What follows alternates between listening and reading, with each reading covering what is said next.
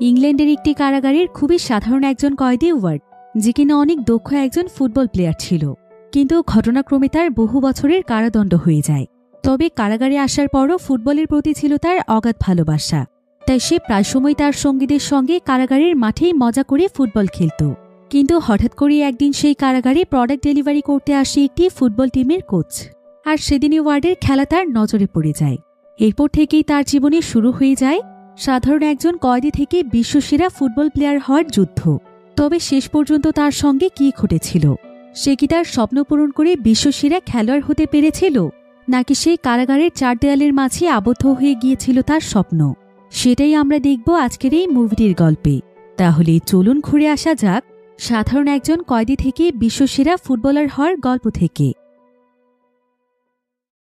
তো গল্পটি শুরু হয় ইংল্যান্ডের একটি শহরে। সময়টা ছিল 1944 সাল। এ সময় সমস্ত দেশগুলোতে দ্বিতীয় বিশ্বযুদ্ধ চলছিল। তো এখানে আমরা একটি পার্টি দেখতে পাই, আর এই পার্টিতে প্রত্যেকটি মানুষই অনেক বেশি এনজয় করছিল। তাদের মাঝে মিগ্রেট নামক একটি মেয়ে ছিল। কিন্তু ঠিক তখনই সেখানে সাইরেন বেজে ওঠে। সেখানকার সমস্ত লাইটসগুলো অফ হয়ে সেখানে অন্ধকার হয়ে যায়, এবং সঙ্গে সঙ্গেই মানুষের মধ্যে হট্টগোল শুরু হয়ে যায়। সবাই নিজেদের জীবন বাঁচানোর জন্য পালিয়ে যেতে থাকে। আসলে এখন যেহেতু দ্বিতীয় বিশ্বযুদ্ধ চলছিল, তাই জার্মান সোলজাররা এখন ইংল্যান্ডের উপর হামলা করছিল। তারা বিভিন্ন জায়গাতে বোম ছুড়ে মারছিল। এবার আমরা কয়েকজন জার্মান সোলজারদেরকে দেখতে পাই। সময়টা ছিল 1945 সাল, অর্থাৎ এখন দ্বিতীয় বিশ্বযুদ্ধের শেষ বছর চলছিল। তো এই সোলজারদের মধ্যেই আমরা ওয়ার্ড নামক একজন সোলজারকে দেখতে পাই। তারা যুদ্ধের জন্য ইংল্যান্ডের সোলজারদের সঙ্গে লড়ছিল, কিন্তু ঠিক তখনই সেখানে বোম বিস্ফোরিত হয়। ফলে সেখানে থাকা প্রায় সমস্ত জার্মান সোলজাররা মারা যায়। আর সেখানে যেই সোলজাররা অবশিষ্ট থাকে তাদেরকে অ্যারেস্ট করে ইংল্যান্ডের একটি কারাগারে নিয়ে আসা হয়। আর এই কারাগারের কয়েদিদের মধ্যে ওয়ার্ডও ছিল। তো ইংল্যান্ডের অফিসাররা এখানে জার্মান কয়েদিদের সবাইকে উদ্দেশ্য করে বলে, তোমাদের হামলার জন্য আমাদের যে ক্ষয়ক্ষতি হয়েছে সেটার ক্ষতিপূরণের জন্য তোমাদেরকে এখন আমাদের কথা মতো চলতে হবে। তোমাদের ক্যাম্পে সহ আমরা যখন যেখানে বলবো সেখানেই কাজ করতে হবে। আর যদি ভুল করেও কেউ তাদের কথা অমান্য করে তাহলে তাকে কঠিন শাস্তি পেতে হবে। তো কারাগারের প্রথম দিনে ওয়ার্ডের সঙ্গে একজন নাজি সোলজারের দেখা হয়। সেই সোলজার তখন ওয়ার্ডকে জানায় যে কারাগারে জার্মানি কয়েদিদের কোনো মূল্য নেই, এখানে নাজি শাসন চলে, অর্থাৎ নাজিয়ানরা যেটা চায় সেটাই এখানে হয়। তবে এসব কথায় ওয়ার্ডের কিছুই যায় আসে না। এবার পরের দিনে একজন অফিসার ওয়ার্ডকে তার অফিসে ডাকে। এই অফিসারের নাম হচ্ছে স্মিথ। স্মিথ এখানে ওয়ার্ডকে একটি ক্রস চিহ্নের জার্মান মেডেল দেখিয়ে বলে, এই মেডেলটি আমরা তোমার পোশাক থেকে পেয়েছি। এই মেডেল তুমি কি কারণে পেয়েছিলে? কিন্তু ওয়ার্ড এখানে তার এই প্রশ্নের কোনো উত্তর দেয় না। স্মিথ তখন তাকে বলে, এত কিছুর পরও তোদের অ্যাটিটিউড যায় না। আমার যদি ক্ষমতা থাকতো তোদের এক একজনকে গুলি করে মাটিতে পুঁতে ফেলতাম। একথা শুনে ওয়ার্ড তখন মুচকি হেসে বলে, তাহলে তো ভালোই হয়েছে যে আপনার হাতে ক্ষমতা নেই। স্মিথ এতে তার উপর প্রচণ্ড রেগে যায়, আর সে ওয়ার্ডকে শাস্তি হিসেবে পুরো কারাগারের টয়লেট পরিষ্কার করতে বলে। ওয়ার্ডও তখন চুপচাপ গিয়ে প্রত্যেকটি টয়লেট পরিষ্কার করে ফেলে। এরপর সে যখন তার সেলে ফিরছিল তখন সে দেখতে পায় যে কারাগারের একটি ফাঁকা জায়গাতে কয়েকজন কয়েদি ফুটবল খেলছে। বিষয়টি দেখে তার বেশ ভালো লাগে। তবে এখন তার কাজ থাকার কারণে তাকে সেলে ফিরতে হয়। তো সেই সেলের মধ্যে ওয়ার্ডের উপরের বেডে রিচার্ড নামক একজন কয়েদি ছিল। ওয়ার্ড তখন সেই কয়েদির কাছে গিয়ে বলে যে সে কিছুক্ষণ আগে কয়েকজন কয়েদিকে বাহিরে ফুটবল খেলতে দেখেছে। রিচার্ড চাইলে তাদের সঙ্গে বাজি ধরে জিততে পারে। রিচার্ড জানতে চায় যে সেটা কিভাবে। ওয়ার্ড তখন তাকে জানায় যে সে অনেক ভালো একজন গোলকিপার, তাই সে তাদের সঙ্গে তার খেলা নিয়ে বাজি ধরতে পারে।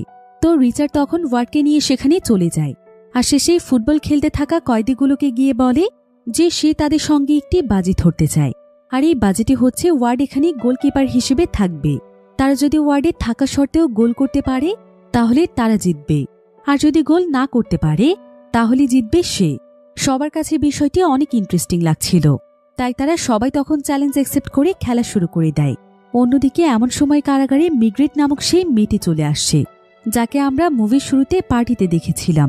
সে তার বাবার সঙ্গে কারাগারে কিছু জিনিসপত্র ডেলিভারি করতে এসেছে। তো মিগ্রেটের বাবার নাম ছিল জ্যাক। জ্যাক এখানে মালামাল ডেলিভারি দেওয়ার সময় তার নজর পড়ে যায় ওয়ার্ডের দিকে। অন্যদিকে মিগ্রেটও দূর থেকে কয়েদিদের খেলা দেখছিল।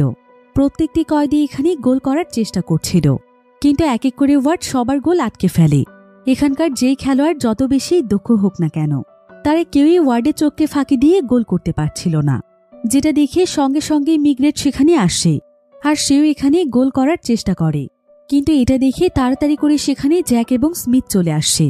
স্মিথ সমস্ত কয়েদির উপর প্রচণ্ড রেগে যায়, আর সে ওয়ার্ডের কাছ থেকে বল ছিনিয়ে নিয়ে সমস্ত কয়েদিদেরকে তাদের কাজ করতে যেতে বলে। এদিকে জ্যাকও তার মেয়ে মিগ্রেটের উপর প্রচণ্ড রেগে গিয়েছিল, আর সে মিগ্রেটকে জার্মান কয়েদিদের কাছ থেকে দূরে থাকতে বলছিল। এবার কিছুদিন পর একদিন রাতের বেলা স্মিথ সমস্ত কয়েদিদেরকে বাহিরে ডাকে। এরপর সে সবাইকে খুশি হয়ে জানায় যে ইংল্যান্ড এবং জার্মানির যুদ্ধ শেষ হয়েছে, জার্মান ইংল্যান্ডের কাছে আত্মসমর্পণ করেছে, তাই বলে তারা তাদেরকে এখনই ছাড়ছে না, তাদের সবাইকে তাদের প্রাপ্য শাস্তি পেতে হবে। এবার কিছুদিন পর জ্যাক একটি ফুটবল টিমের খেলা দেখছিল, আর এই ফুটবল টিমটি মূলত তারই ছিল। সে তার টিমের খেলা দেখানোর জন্য একজন স্পন্সরকেও তার সঙ্গে করে নিয়ে এসেছে, কিন্তু এই টিমের গোলকিপারের পারফরমেন্স ছিল খুবই বাজে। তার নাম হচ্ছে আলফ্রেডো। আলফ্রেডো এখানে একটি গোলও আটকাতে পারছিল না, আর স্পন্সর টিমের এমন খেলা দেখে সেখান থেকে রাগ করে চলে যায়। এদিকে আমরা এই ফুটবল টিমের ক্যাপ্টেন বিলকে দেখতে পাই। বিল এবং জ্যাকের মেয়ে মাইগ্রেট একে অপরকে ভালোবাসত, আর মাইগ্রেটের সাথে এখানে আলফ্রেডোর গার্লফ্রেন্ডও ছিল, যার নাম ছিল জেস্টি। এবার সেদিন সন্ধ্যাবেলায় মিগ্রেট একটি পার্টি করতে আসে, আর তার বাবা তাকে ড্রপ করতে এসেছিল। তবে পরের দিন আবার তাদের টিমের একটি ম্যাচ রয়েছে, তাই জ্যাক চাইছিল মিগ্রেট এবং তার টিমের সবাই যেন আজকে রাতে বিশ্রাম নেয়, কারণ মিগ্রেট তাদের পুরো ফুটবল টিম নিয়েই পার্টি করতে এসেছে। কিন্তু তারপরও মিগ্রেট পার্টি করতে চলে যায়, আর ঠিক এমন সময় জ্যাকের কাছে তার অনেক পুরনো একজন বন্ধু আসে, যে কিনা ভেড়া বিক্রি করত। তো সে এখানে জ্যাকের কাছেও ভেড়া বিক্রি করতে চাইছিল, কিন্তু জ্যাক তখন তাকে বলে, তুমি তো তোমার ভেড়ার অনেক দাম চাও, এত দাম দিয়ে আমি তোমার কাছ থেকে কোনো কিছুই কিনতে পারবো না। এই বলেই জ্যাক তাকে ভেড়ার খুবই কম মূল্য বলে। এতে সেই লোকটি প্রচণ্ড রেগে যায়, আর সে জ্যাককে বলে, ঠিক আছে, তুমি আমার ভেড়ার যেই কম দাম বলেছ সেই দামে আমি তোমাকে ভেড়া দেব, যদি কাল তোমার ওই জোকার ফুটবল টিম ম্যাচ জিততে পারে, আর যদি তারা হেরে যায় তাহলে তোমাকে আমার বলা দামেই ভেড়া কিনতে হবে। এই বলেই সেই লোকটি সেখান থেকে চলে যায়। জ্যাক তখন দৌড়ে সেই পার্টির মধ্যে চলে আসে, যেখানে তার পুরো ফুটবল টিম পার্টিতে ব্যস্ত ছিল। সে তখন তার টিমের সবাইকে বাড়িতে গিয়ে বিশ্রাম নিতে বলে, এবং বলে যে কাল তাদেরকে অনেক ভালো পারফর্ম করতে হবে। সবাই এতে বাধ্য হয়ে সেখান থেকে চলে যায়, কিন্তু জ্যাকের গোলকিপার আলফ্রেডো তার কোনো কথাই শুনতে চাইছিল না। তাই আলফ্রেডোর সঙ্গে সেখানেই জ্যাকের ঝগড়া শুরু হয়ে যায়। তাই মিগ্রেট তখন তাড়াতাড়ি করে তার বাবাকে সেখান থেকে নিয়ে যায়। এবার পরের দিন অনেক চিন্তা ভাবনা করে কারাগারে জ্যাক আসে। জ্যাক স্মিথের সঙ্গে ওয়াটের ব্যাপারে কথা বলছিল, কারণ তার টিমে এখন কোনো গোলকিপার ছিল না। তাই সে স্মিথের সঙ্গে কথা বলে ওয়াটকে তার সঙ্গে করে নিয়ে আসে। তবে গাড়িতে বসে সে ওয়াটকে বলে, তোমরা জার্মানরা হচ্ছ আমাদের শত্রু, তাই আমার ভালো আচরণে ভুল করেও আমাকে বন্ধু ভেবে বসো না। আমি তোমাকে আমার সঙ্গে করে নিয়ে এসেছি এ কারণেই, কারণ এখন তোমাকে আমি যা বলবো তাই করতে হবে। এরপর জ্যাক তাকে একটি জায়গাতে এনে নেমে যাওয়ার পর সে ওয়াটকে সাবধান করে দেয়। সে বলে যে সে এখন ওয়াটকে একটি জায়গাতে নিয়ে যাবে, যেখানে তার ফুটবল টিম রয়েছে, আর সেই ফুটবল টিমের সঙ্গেই ওয়াটকে আজকে খেলতে হবে। কিন্তু ওয়াট যেন কোনোভাবেই সেখানে গিয়ে কোনো কথা না বলে। সে সবাইকে বলবে যে তার গলায় সমস্যা হয়েছে, কারণ সে কথা বললে সে যে জার্মানির নাগরিক এই ব্যাপারে সবাই জেনে যাবে। তাই তাকে সকলের কাছ থেকে তার পরিচয় লুকিয়ে রাখতে হবে। কিন্তু ওয়াট এতে মানা করে দেয়। সে বলে যে সে কোনোভাবেই তার পরিচয় লুকোতে পারবে না। এতে জ্যাক তখন রেগে গিয়ে তাকে বলে, আচ্ছা তোমার কি পছন্দ? তুমি কি জেলখানায় পড়ে পড়ে টয়লেট পরিষ্কার করতে চাও, নাকি আমার টিমে ফুটবল খেলতে চাও? ওয়াট তখন বলে যে সে ফুটবল খেলতে চায়। তাই জ্যাক ওয়াটকে তার টিমের সঙ্গে দেখা করাতে নিয়ে যায়। তবে সেখানে গিয়ে ওয়াট ভুল করে কথা বলে ফেলে। এতে জ্যাকের ফুটবল টিমের সবাই খুবই অল্প সময়ের মধ্যে বুঝতে পারে যে ওয়াট আসলে জার্মানি। তাই তারা কেউই ওয়াটের সঙ্গে খেলতে চাইছিল না, কারণ জার্মানিদেরকে তারা সবাই ঘৃণা করত। তবে জ্যাক তাদের সবাইকে বুঝিয়ে বলার চেষ্টা করে যে আজকের ম্যাচটি তাদের জন্য কতটা গুরুত্বপূর্ণ, আর তাদের টিমে একজন গোলকিপার নেই, এজন্য তাদেরকে বাধ্য হয়ে নতুন প্লেয়ারের সঙ্গেই খেলতে হবে। যদিও সবাই এখানে ওয়াটকে নানাভাবে ছোট করে কথা বলছিল, কিন্তু অবশেষে তাদেরকে বাধ্য হয়ে ওয়াটের সাথে খেলতে হয়। তারা সবাই মিলে সোজা সেই ফুটবল মাঠে চলে যায়, যেখানে তাদের ম্যাচ শুরু হতে চলেছে। যদিও ওয়াট অনেক ভালো একজন গোলকিপার ছিল, কিন্তু আজকে সে অনেক নার্ভাস ফিল করছিল, কারণ এটা ছিল অনেক বড় একটি ম্যাচ। তাও আবার তাকে আজকে শত্রুপক্ষের দেশের হয়ে খেলতে হচ্ছে। এবার কিছুক্ষণের মধ্যেই সেখানে ম্যাচ শুরু হয়ে যায়। প্রতিপক্ষ দল ওয়ার্ডের মনোযোগ নষ্ট করে সেখানে গোল করতে চাইছিল। যদিও প্রথমে ওয়ার্ড অনেক বেশি নার্ভাস ছিল, কিন্তু তার কাছাকাছি বল আসতেই যেন তার ভেতরে অন্য এক পাওয়ার চলে আসে। সে খুবই দক্ষতার সাথে এক এক করে গোলগুলো আটকাতে থাকে। ওয়ার্ড এখানে দুর্দান্ত পারফরমেন্স করছিল, যেটা দেখে জ্যাক অনেক ইমপ্রেস হয়ে তার জন্য তালি দিতে থাকে। এমনকি তাদের পুরো টিমে যে লিডার রয়েছে সেই লিডার ওয়ার্ডের খেলা দেখে খুবই ইমপ্রেস হয়ে যায়।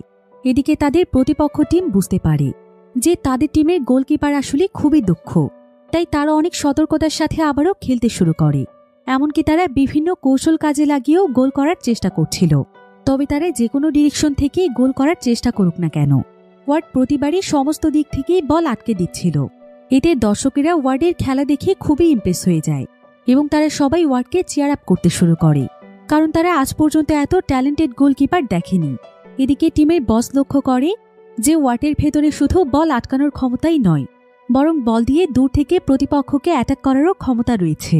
সেই সাথে সে খুবই সূক্ষ্মভাবে টার্গেট করে নিজের টিমকে বল পাস করতে পারে, ফলে এতে টিমের জন্য কাউন্টার অ্যাটাক করা খুবই সহজ হয়ে যায়। তো তাদের টিম তখন এই সুযোগকে কাজে লাগিয়ে খুব ভালোভাবে খেলছিল। ওয়ার্ড ফুটবল ক্যাচ ধরে সেটাকে তার টিমের দিকে ছুঁড়ে মারছিল, ফলে তার টিম প্রতিপক্ষের গোলকিপারকে হারিয়ে খুব সহজেই গোল করতে পারছিল। এতে করে অনেক দ্রুত গতিতে তাদের স্কোর বাড়তে থাকে, ফলে খুবই অল্প সময়ের মধ্যে তাদের টিম জিতে যায়। ফলে জ্যাকও তার বন্ধুর সঙ্গে তার সেই বাজিতেও জিতে যায়, যে তাকে গতকাল চ্যালেঞ্জ করেছিল। ওয়ার্ডের দুর্দান্ত পারফরমেন্সের জন্য তাদের টিমেই প্রথমবার অনেক বেশি গোল করতে পারে, যেটা এখন পর্যন্ত তাদের টিমের জন্য সবচাইতে হাইয়েস্ট নাম্বার ছিল। তাই জ্যাক মনে মনে ওয়ার্ডের উপর বেশ খুশি হয়ে যায়। এরপর জ্যাক যখন ওয়ার্ডকে আবারও জেলখানায় ফিরিয়ে দেওয়ার জন্য যাচ্ছিল, তখন জ্যাক তাকে বলে, আপনি চাইলে আপনার টিমে আমি আরও খেলতে পারি, এমনকি এর চাইতেও আরও অনেক দুর্দান্ত পারফর্ম করতে পারি। এতে করে আপনার ফুটবল টিমের সুনাম পুরো বিশ্বে ছড়িয়ে যাবে। তবে এর জন্য আপনাকে আমাকে কারাগার থেকে বের করতে হবে। এই বলেই ওয়ার্ড সেখান থেকে চলে যায়। এরপর জ্যাক তার বাড়িতে ফিরে এসে দেখতে পায় যে তার মেয়ে মিগ্রেট তার উপর প্রচণ্ড রেগে আছে, কারণ তার বাবার এভাবে একজন জার্মান প্লেয়ারকে তাদের টিমে নেওয়াটা তার মোটেও পছন্দ হয়নি। তবে শুধুমাত্র মিগ্রেটই নয়, বরং জ্যাকের পুরো ফ্যামিলি তার উপর অনেক রেগেছিল, কারণ তারা কেউই জার্মান সোলজারদেরকে পছন্দ করত না। তবে জ্যাক তাদের সবাইকে বোঝানোর চেষ্টা করে। সে বলে যে সমস্ত জার্মান সোলজাররা এক নয়। তাছাড়া ওয়ার্ড আজকে তার টিমের জন্য অনেক ভালো পারফরমেন্স করেছে। তার কাছে মনে হচ্ছে যে ওয়ার্ড তাদের জন্য একটি লাক হিসেবে এসেছে, তাই তাকে তার জাতি দিয়ে বিবেচনা না করে একজন মানুষ হিসেবে বিবেচনা করা উচিত। সে ওয়ার্ডকে শুধুমাত্র তার ফুটবল টিমের জন্যই নয়, বরং কাল থেকে সে তাকে তাদের সবে কাজ করতে নিয়ে আসবে। এতে তার পরিবারের সবাই আরও রেগে যায়। তবে জ্যাক তাদের কারো কথা শুনতেই প্রস্তুত ছিল না। এবার প্রায় বেশ কয়েকদিন পর দেখা যায় যে জ্যাক সত্যি সত্যি ওয়ার্ডকে জেল থেকে ছাড়িয়ে এনেছে। সে ওয়ার্ডকে এখন তার শপের সেলার হিসেবে কাজে রেখেছে। তবে ওয়ার্ডের বিষয়টি এখন মোটামুটি সবাই মেনে নিলেও মিগ্রেট মানতে পারছিল না, তাই সে সবসময় ওয়ার্ডের পেছনেই লেগে থাকত। তো আজকে সে ওয়ার্ডকে বলে যে ওয়ার্ড চাইলেও এখানে খুব বেশি দিন থাকতে পারবে না, সে তাকে কোনোভাবেই এখানে থাকতে দেবে না, তাই সে যেন দ্রুত এখান থেকে চলে যাওয়ার প্রস্তুতি নেয়। তবে মিগ্রেটের কথায় ওয়ার্ড তেমন একটা রিয়েকশন দেখায় না, সে চুপচাপ নিজের মতো করে কাজ করে। এরপর একদিন মিগ্রেটের কাছে তার বান্ধবী জেস্টি আসে, কারণ সে ওয়ার্ডের ব্যাপারে জানতে পেরেছিল। সে তখন মিগ্রেটকে বলে, তোমরা নাকি একজন জার্মানি সোলজারদেরকে তোমাদের শপে জায়গা দিয়েছ, তোমরা ইউরোপিয়ান হয়ে এমন কাজ কিভাবে করতে পারো? তোমরা কি ভুলে গিয়েছ যে জার্মানিরা আমাদের সঙ্গে কি কি করেছিল? এসব বলে জেস্টি মিগ্রেটকে ওয়ার্ডের বিরুদ্ধে উস্কানি দিচ্ছিল, যাতে করে ওয়ার্ড তাড়াতাড়ি এখান থেকে চলে যায়, কারণ এখন তার বয়ফ্রেন্ড আলফ্রেডোর জায়গা ওয়ার্ড নিয়ে নিয়েছে। তো জেস্টির কথা শুনে মিগ্রেট ওয়ার্ডের উপর আরও রেগে যায়, আর সে প্রত্যেকটি মুহূর্তে তার উপর নজর রাখতে শুরু করে। এদিকে ওয়ার্ডের সঙ্গে মিগ্রেটের ছোট বোনের খুব ভালো বন্ধুত্ব হয়ে যায়। তারা দুজন প্রায় সবসময় গল্প করত।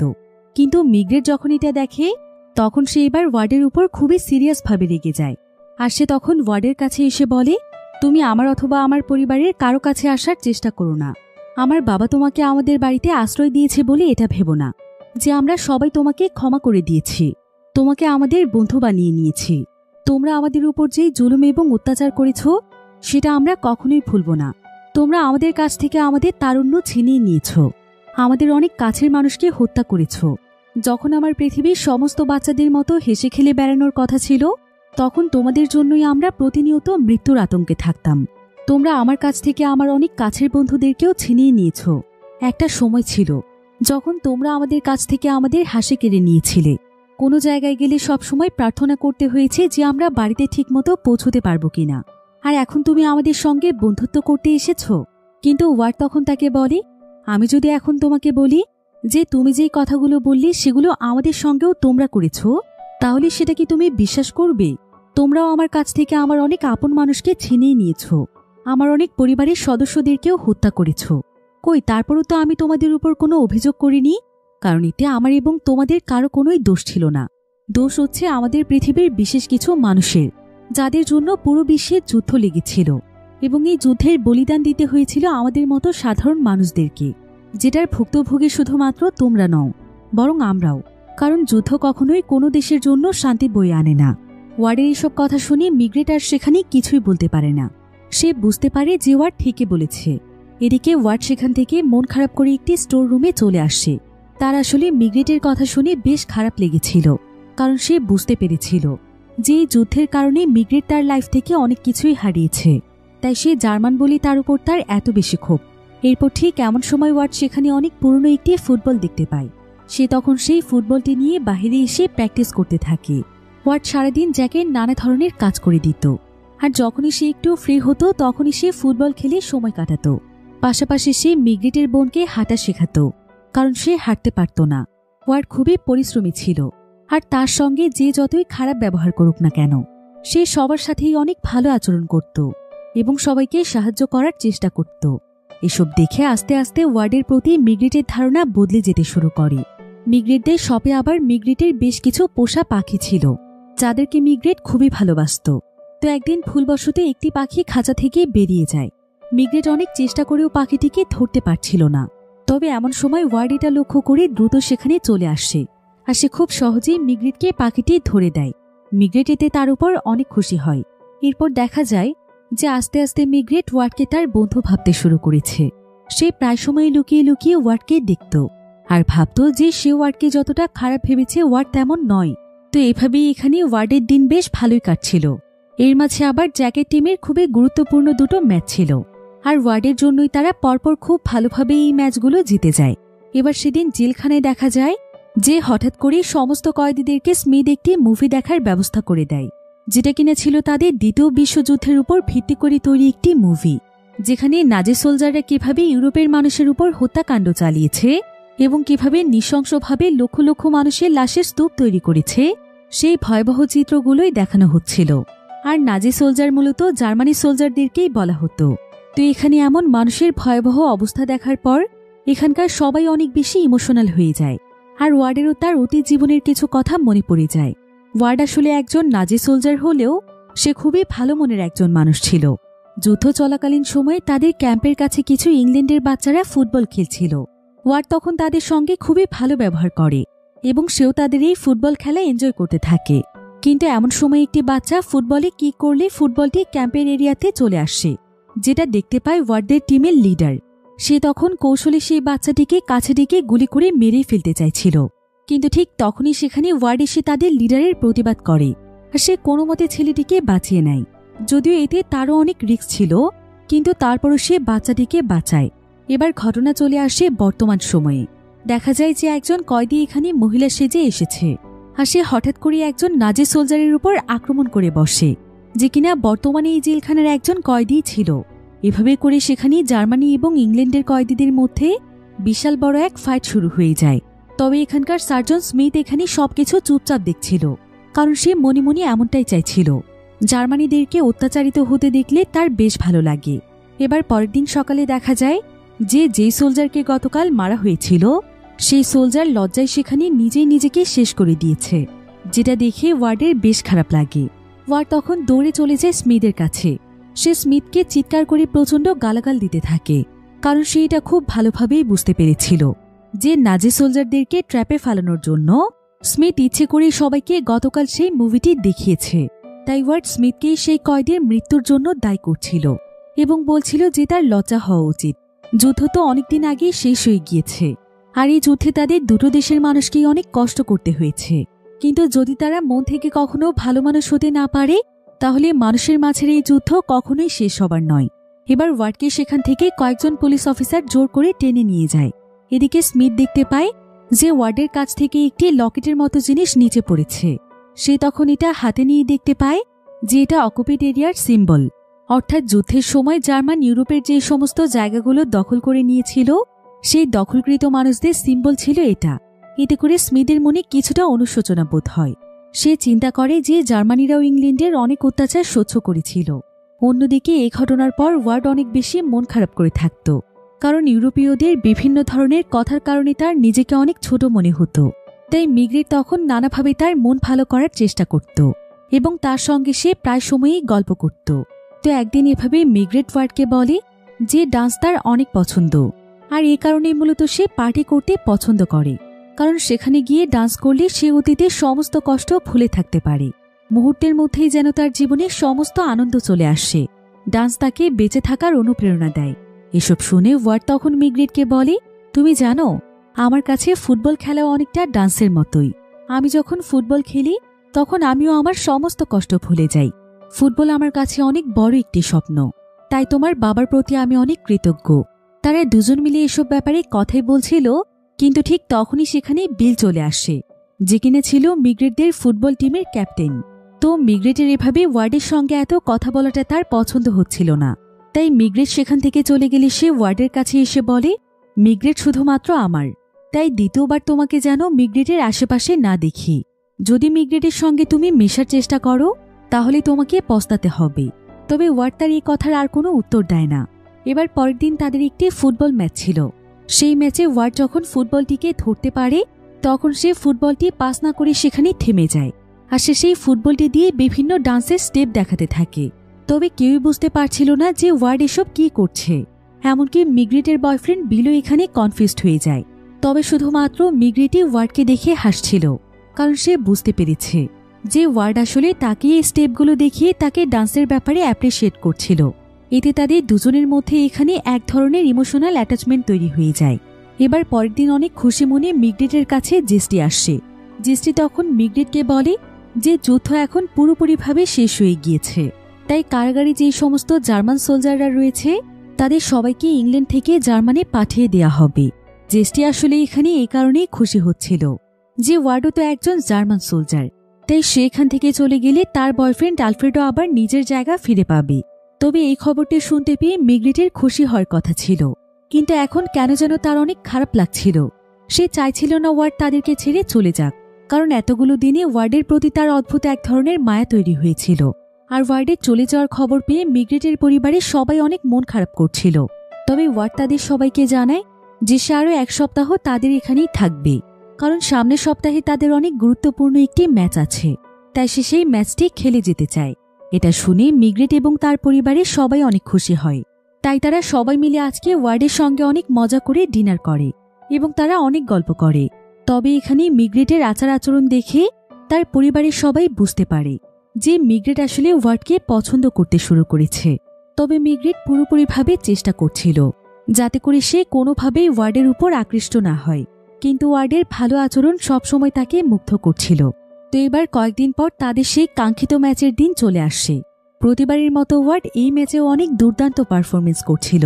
তো এদিকে সেই টিমের কোচ অর্থাৎ জ্যাক যখন তাদের টিমের ম্যাচটি দেখছিল, ঠিক তখনই সে সেখানে তার একজন পরিচিত মানুষকে দেখতে পায়, যে কিনা তাদের এই ম্যাচ দেখতে এসেছে। এই ব্যক্তি আসলে ছিল ম্যানচেস্টার শহরের অনেক বড় একটি ফুটবল টিমের হেড কোচ, যার অনেক খ্যাতি রয়েছে, কারণ সে ছিল ইংল্যান্ডের সবচাইতে ফেমাস ফুটবল টিমের হেড কোচ।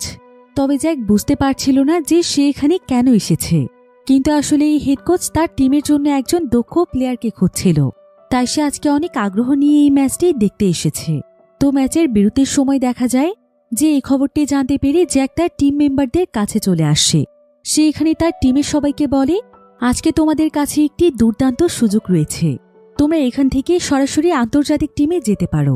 আজকে তোমাদের খেলা দেখার জন্য ম্যানচেস্টার শহরের হেড কোচ এসেছে, তাই যদি তোমরা তোমাদের দক্ষতা দিয়ে তার নজরে আসতে পারো তাহলে মনে করতে পারো যে তোমাদের ভাগ্য বদলে গিয়েছে, কারণ যে প্লেয়ার তার আন্ডারে খেলতে পারে সে খুব অল্প সময়ের মধ্যে পুরো ওয়ার্ল্ডে খ্যাতি পেয়ে যায়। এরপর জ্যাক ওয়ার্ডের কাছে এসে বলে, আমি জানি ওয়ার্ড, আর মাত্র দুদিন পর তুমি চলে যাবে, তবে আমি চাই এই সুযোগটি তুমি অন্তত মিস করো না। এসব কথা শুনে ওয়ার্ড তার মনে অনেক বেশি অনুপ্রেরণা পায়। এবার কিছুক্ষণের মধ্যেই আবারও খেলা শুরু হয়ে যায়। তবে প্রতিপক্ষ টিম যখন হেড কোচের ব্যাপারে জানতে পারে তখন তারও তাদের খেলার প্রতি খুবই মনোযোগী হয়ে যায়, তাই তারা এবার খুবই দুর্দান্ত পারফরমেন্স করছিল। এমনকি তারা ওয়ার্ডের খেলার কৌশল বোঝার চেষ্টা করছিল। এতে করে দেখা যায় যে আস্তে আস্তে তাদের খেলার স্কোর এগিয়ে যেতে থাকে। ফলে ওয়ার্ডদের টিমের কোচ জ্যাক অনেক বেশি নার্ভাস হয়ে যায়, এমনকি সে অনেক বেশি দুশ্চিন্তায় ছিল। তার কাছে মনে হচ্ছিল যে আজকে তাদের টিম হেরে যাবে। তবে ঠিক এমন সময় সে বাহিরের দর্শকদের অনেক আওয়াজ শুনতে পায়। তাই সে যখন বাহিরে তাকায় তখন সে দেখতে পায় যে তাদের প্রতিপক্ষ টিম একটি ফ্রি কিক পেয়েছে, কিন্তু ফ্রি কিকের এই চান্সটি তারা কাজে লাগাতে পারে না। এদিকে ওয়ার্ড যখন মিগ্রেটকে দেখতে পায় তখন সে খেলার প্রতি খুবই মনোযোগী হয়ে ওঠে, আর সে আবারও তার দুর্দান্ত পারফরমেন্স দেখাতে শুরু করে। এবার খেলার একদম লাস্ট মিনিট চলছিল। এখন ওয়ার্ডদের টিম শুধুমাত্র একটি গোল করতে পারলেই জিতে যাবে। তো টিমের প্লেয়াররা তখন বেশ ভালোভাবেই খেলার চেষ্টা করছিল। তারা খুবই দক্ষতার সাথে বল পাস করতে করতে প্রতিপক্ষ টিমের গোলকিপারের কাছে চলে যায়। আর এখানে একজন প্লেয়ার চালাকি করে ফেক মুভ করলে প্রতিপক্ষের গোলকিপার কনফিউজড হয়ে যায়। ফলে একদম শেষ মুহূর্তে এসে তারা একটি গোল করে ফেলতে পারে। জ্যাক এতে খুশিতে আত্মহারা হয়ে যায়। এমনকি দর্শকেরাও তাদের টিমের জন্য অনেক বেশি অ্যাপ্রিসিয়েট করতে থাকে, কারণ অনেক টান উত্তেজনার পর তারা আজকের ম্যাচটিও জিতে গিয়েছে। আর এই পুরো ম্যাচে ওয়ার্ড সবচাইতে দুর্দান্ত পারফরমেন্স করেছে। তাই ওয়ার্ডের এই পারফরমেন্স হেড কোচকেও মুগ্ধ করেছিল। এই কারণে সবাই যখন ম্যাচ জেতার পর সেখানে সেলিব্রেশন করছিল তখন অন্যদিকে ওয়ার্ডের সঙ্গে কথা বলার জন্য হেড কোচ তার কাছে আসে। সে ওয়ার্ডকে ম্যানচেস্টার ফুটবল ক্লাবে আসার জন্য ইনভাইট করে। তবে ওয়ার্ড অনেক বেশি কনফিউজ ছিল যে সে সেখানে যাবে কিনা। কিন্তু পরের দিনই আবার ওয়ার্ডের জার্মানি ফিরে যাওয়ার কথা। তাই ওয়ার্ড সেদিন নিজের দেশে ফেরার জন্য পুরোপুরিভাবে তৈরি হয়ে যায়। তবে তারও এখানে মিগ্রেট এবং তার পরিবারের জন্য বেশ মন খারাপ লাগছিল। তবে এমন সময় ওয়ার্ড দূর থেকে একটি জার্মানি গান শুনতে পাচ্ছিল, যেটা ইংল্যান্ডের কোনো জায়গাতেই বাজানোর কথা ছিল না। তাই সে এতে বেশ অবাক হয়ে সেই গানটির পিছু করতে করতে একটি ক্লাবের সামনে গিয়ে পৌঁছয়। আর সেখানে যাওয়ার পর সে দেখতে পায় যে সেখানে মিগ্রেটের পরিবার এবং তাদের ফুটবল টিমের প্রত্যেকটি সদস্য ছিল। তারা আসলে ওয়ার্ডকে বিদায় জানানোর জন্য একটি পার্টির আয়োজন করেছে। আর এই জার্মান গানের মাধ্যমে তারা এটাই বোঝাতে চাইছে তারা ওয়ার্ডকে এখন ঘৃণা করে না, বরং তারা সবাই ওয়ার্ডকে ভালোবাসে। ওয়ার্ড এতে অনেকটাই ইমোশনাল হয়ে যায়। তবে পাশাপাশি তার অনেক আনন্দও লাগছিল। তবে এদিকে মিগ্রেট বারবার ওয়ার্ডের দিকে দেখছিল, আর না চাইতেও ওয়ার্ডের চোখও বারবার মিগ্রেটের দিকেই পড়ছিল। তারা দুজন আসলে নিজের অজান্তেই দুজনকে ভালোবেসে ফেলেছে, যেটা আজকে তারা দুজনই অনুভব করতে পারছে। তাই তারা দুজন আজকে একে অপরের সঙ্গে অনেক গল্প করে, এমনকি তারা সেই পার্টিতে একে অপরের সঙ্গে ডান্সও করে। এদিকে এ দৃশ্য দেখে বিল প্রচণ্ড রেগে যায়। সে তখন ওয়ার্ডকে সেই পার্টি থেকে টেনে বাহিরে নিয়ে আসে। বাহিরে প্রচণ্ড বৃষ্টি হচ্ছিল। বিল তখন ওয়ার্ডকে বলে, তোকে না আমি বারবার বলেছিলাম মিগ্রেটের কাছ থেকে দূরে থাকতে। মিগ্রেট শুধু আমার, ওর উপর শুধু আমার অধিকার আছে। কিন্তু ওয়ার্ড তখন তাকে বলে, আমি মিগ্রেটের কাছ থেকে দূরেই ছিলাম, বরং মিগ্রেটই আমার কাছে এসেছে।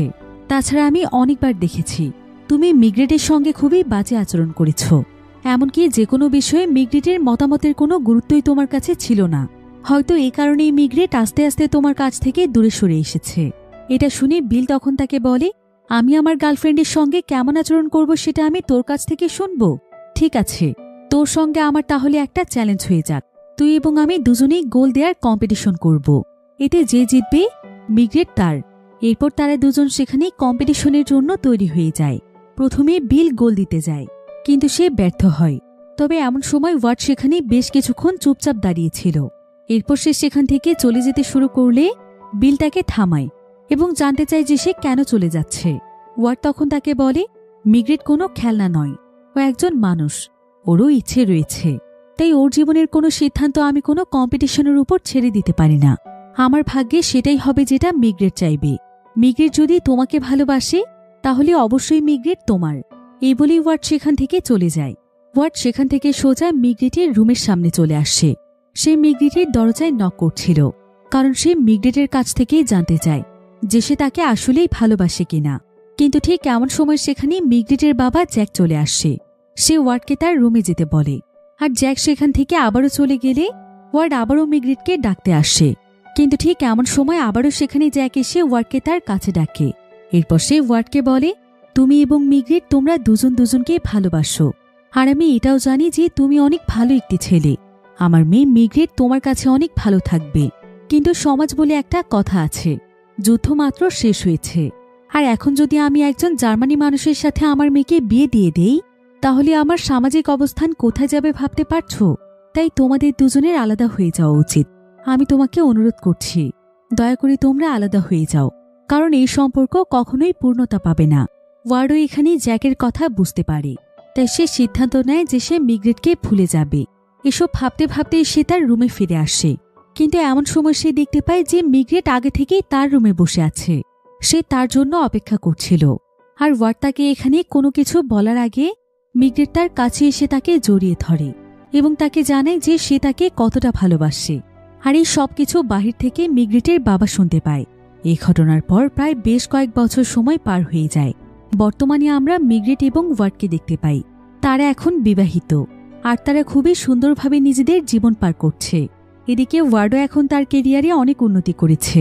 সে এখন ম্যানচেস্টার ফুটবল টিমের অনেক পপুলার একজন গোলকিপার।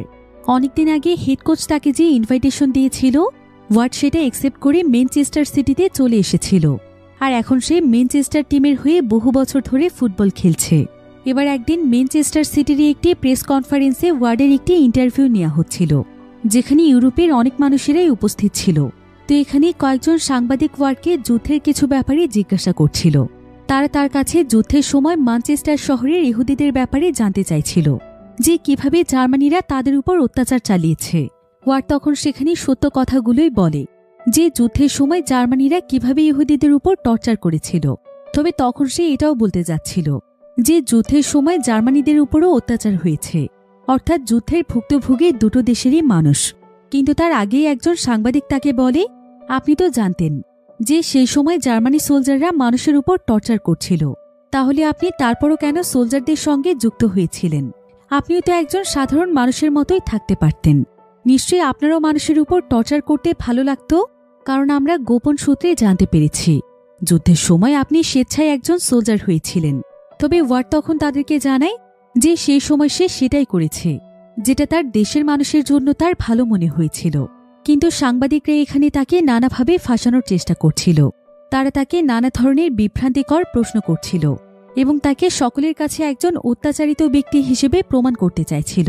তাই তারা ওয়ার্ডকে এবার প্রশ্ন করে যে তারা জানতে পেরেছে যে ওয়ার্ডের কাছে অনেকগুলো আয়রন ক্রস মেডেল রয়েছে, সেটা যুদ্ধের সময় সোলজারদের পক্ষ থেকে তাকে কেন দেয়া হয়েছিল? নিশ্চয়ই সে তাদের কথা মতো মানুষের উপর টর্চার করেছে। সাংবাদিকদের এই সমস্ত প্রশ্নে ওয়ার্ড নিজেও একদম কনফিউজড হয়ে যায়। তাই সে শেষের দিকে বেশ কিছু প্রশ্নের উত্তর দিতেই পারে না। এতে করে সবাই মনে করে যে তাহলে ওয়ার্ডও যুদ্ধের সময় ইংল্যান্ডের মানুষের উপর টর্চার করেছিল। আর এই নিউজটি তখন সমস্ত জায়গাতে ছড়িয়ে যায়। ম্যানচেস্টার শহর বা ইংল্যান্ড, এমনকি পুরো বিশ্বে ওয়ার্ডের এই নিউজটি ছড়িয়ে যায় যে যুদ্ধের সময় ওয়ার্ড একজন অত্যাচারী মানুষ ছিল, আর সে এখন পুরো বিশ্বের কাছে ভালো সেজে আছে। এটা আসলে কিছু মানুষ সে কারণেই করেছিল, যাতে করে তার খ্যাতি নষ্ট হয়ে যায়, আর তারা তাদের এই কাজে সফলও হয়ে যায়। এমনকি ওয়ার্ডকে মিগ্রেটও ভুল বোঝে। সেও ভাবতে থাকে যে ওয়ার্ড আসলে কোনো ভালো মানুষ নয়। তবে ওয়ার্ড তাকে বারবার বোঝানোর চেষ্টা করে যে সে এমন কিছুই করেনি। অন্যদিকে ওয়ার্ডকে নিয়ে পুরো ইউরোপে একদম তোলপাড় শুরু হয়ে যায়। সাধারণ জনগণ ওয়ার্ডের বিরুদ্ধে রাস্তায় নেমে আন্দোলন করতে শুরু করে। সবাই ওয়ার্ডকে শাস্তি দিয়ে তার দেশে পাঠিয়ে দিতে বলে এবং তাকে খেলা থেকেও সরিয়ে দেওয়ার দাবি জানায়। এর কয়েকদিন পর ওয়ার্ডের অনেক গুরুত্বপূর্ণ একটি ম্যাচ ছিল। তো ওয়ার্ড যখন তার পুরো টিম নিয়ে মাঠে খেলতে নামে, তখন দর্শক সারি থেকে বেশিরভাগ দর্শকই তাকে গালাগাল দিচ্ছিল। এমনকি তার বিরুদ্ধে সবাই মিলে সেখানে স্লোগান দিচ্ছিল। কিন্তু তারপরও ওয়ার্ড হাল ছেড়ে দেয় না, কারণ সে জানে যে সত্যের জয় একদিন হবেই। তবে অনবরত দর্শকদের এমন গালাগালির কারণে ওয়ার্ড অনেক বেশি নার্ভাস হয়ে যায়, যার ফলে সেদিনের ম্যাচে একদমই ভালো খেলতে পারছিল না। ফলে সেদিন তাদের টিম অনেক বাজেভাবে হেরে যায়। আর সেদিন ম্যাচ শেষে ফিরে আসার সময় ওয়ার্ডকে সেখানে অনেক মানুষ মারধর করে। এমনকি ম্যানচেস্টার ফুটবল টিমেও ওয়ার্ডকে নিয়ে একদম তোলপাড় শুরু হয়ে যায়। সবাই চাইছিল ওয়ার্ডকে টিম থেকে বের করে দেওয়া হোক। তবে ঠিক তখনই সেখানে জ্যাক এবং মিগ্রেট চলে আসে। তারা সবাইকে বোঝানোর চেষ্টা করে যে ওয়ার্ডকে আসলে এসবের মধ্যে ফাঁসানো হচ্ছে। সে সত্যিই একজন ভালো মানুষ। এতগুলো বছর সে কঠোর পরিশ্রম করে তাদের টিমকে এগিয়ে নিয়ে গিয়েছে। আর এখন পুরো বিশ্বে তাদের টিমের সুনাম অর্জনের পর ওয়ার্ডকে এভাবে বের করে দেওয়াটা কি উচিত হবে? এটা অনেক বড় অন্যায়। আর যুদ্ধের সময় সবাই চাইবে তার দেশকে সুরক্ষিত রাখতে। সবাই নিজেদের দেশের জন্যই লড়তে চাইবে। এটাই তো একজন আদর্শ মানুষের পরিচয়। তাই ওয়ার্ডকে আরও একবার সুযোগ দেয়া হোক। ওয়ার্ডের মতো এমন উজ্জ্বল নক্ষত্রকে হারিয়ে ফেললে তাদের টিমে অনেক বড় কিছু হারিয়ে ফেলবে। তাই ওয়ার্ডকে আরও একটি সুযোগ দেয়া হয়। এদিকে জ্যাক এবং মিগ্রেটের কথাগুলো শোনার পর সেখানে থাকা একজন ইহুদি ব্যক্তি অনেক প্রভাবিত হয়ে যায় আর সে অনেক আগ্রহ নিয়ে ওয়ার্ডের পরের ম্যাচটি দেখতে যায়। আর এই ম্যাচটিতে ওয়ার্ড দুর্দান্ত পারফরমেন্স করে, কারণ গত ম্যাচে তার খারাপ পারফরমেন্সের জন্য তার নিজেরই অনেক গিল্টি ফিল হচ্ছিল। এজন্য আজকে সে তার সর্বোচ্চটা দিয়ে খুব ভালো খেলার চেষ্টা করে, ফলে আজকের ম্যাচটি তাদের টিম জিতে যায়। আর ওয়ার্ডের এমন খেলা দেখে সেই ইহুদি ব্যক্তি আরও অনেক বেশি ইমপ্রেস হয়েছিল, তাই সে তখন ওয়ার্ডের পক্ষে পত্রিকায় লিখতে শুরু করে, যার ফলে আস্তে আস্তে মানুষের মধ্য থেকে ওয়ার্ডের প্রতি নেগেটিভ চিন্তা ভাবনা মুছে যায়। সবাই আবারও ওয়ার্ড এবং ওয়ার্ডের খেলা পছন্দ করতে শুরু করে। এভাবে ওয়ার্ডের জীবন আস্তে আস্তে আবারও স্বাভাবিক হয়ে যায়। এর কিছু বছর পর ওয়ার্ড এবং মিগ্রেটের জীবনে তাদের একটি ছেলে সন্তান আসে। এদিকে ওয়ার্ডের কেরিয়ারেরও আস্তে আস্তে উন্নতি হতে থাকে। প্রত্যেকটি ম্যাচেই তার দুর্দান্ত পারফরমেন্সের কারণে পুরো ওয়ার্ল্ডে তার ফ্যানদের সংখ্যাও বাড়তে থাকে। এদিকে আস্তে আস্তে ওয়ার্ডের ছেলেও বড় হতে থাকে।